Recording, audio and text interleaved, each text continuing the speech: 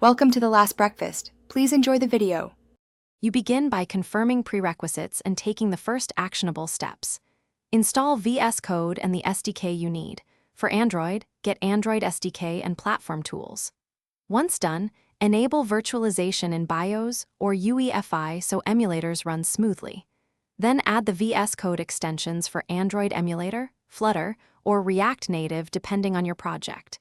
These steps prepare your environment, because without the SDKs and virtualization, the emulator cannot start, so make sure each item completes before moving on. Next, configure and launch the emulator while explaining why each choice matters.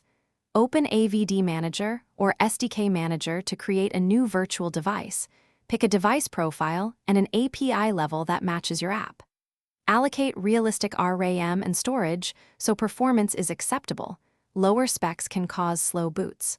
Once the image is created, start it from AVD Manager or use the VS Code command palette command to launch Android Emulator. This integration lets VS Code detect the device for debugging and hot reload. Finally, integrate the emulator with your VS Code workflow and know one key troubleshooting tip. Configure your run or launch settings so VS Code targets the running emulator. Select the device from the bottom status bar or the debug dropdown. Use Flutter Run, React Native Run Android, or the debug panel to deploy and test functionality. If the emulator does not appear, restart ADB, verify your SDK path in settings, and confirm virtualization remains enabled. This single restart often fixes connectivity and detection issues.